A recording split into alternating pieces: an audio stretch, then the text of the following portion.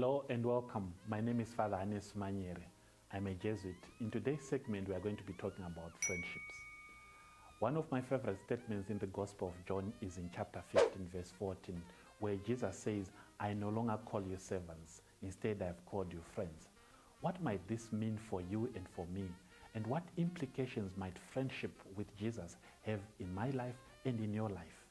In the spiritual exercises, St. Ignatius of Loyola invites us to look deeper into this important aspect of our lives. People become friends in many different ways. Whichever way they are formed, all friendships are built on trust. Trust generates assurance and other necessary attributes for human development and growth. Faith is one of those attributes. Faith requires us to know the person we are encountering. Knowledge allows us to align our heartfelt longings and expectations to those of the person we are friends with.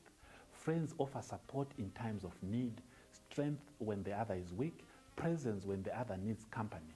Friends encourage each other to work towards achieving their life goals, even though situations may seem tough. Jesus invites each one of us to be friends with him at a much deeper level.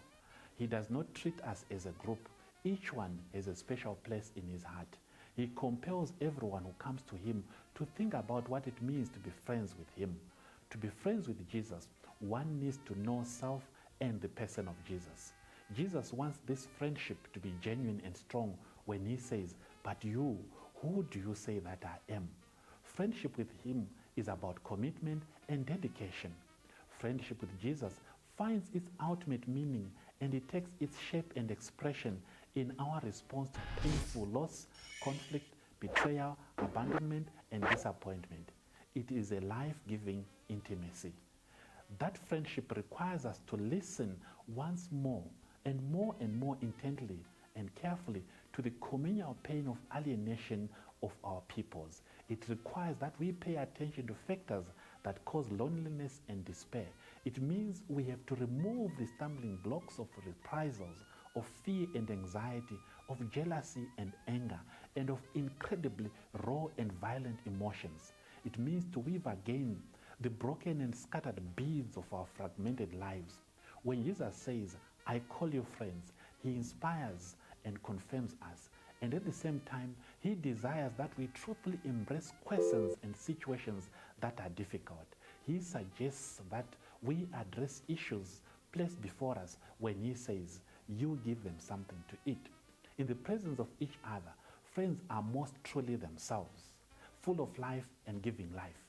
When Jesus is our friend, our hope is enkindled. Chances are we will invite others to enjoy his presence, and by so doing, build better communities of love who value trust and integrity. Jesus' friendship with us has implications for our ordinary routines and chores. Today we see in our neighborhoods thousands of people who suffer from loneliness and depression. How may these be supported in their often desperate struggles? How can we create simple but profound life-giving friendships? Can you hear the lonely small voice say to you, "Have you time? I would like to be with you." May Jesus comfort you as his true friend. May he provide for your needs. I wish you blessings and happy friendships with him.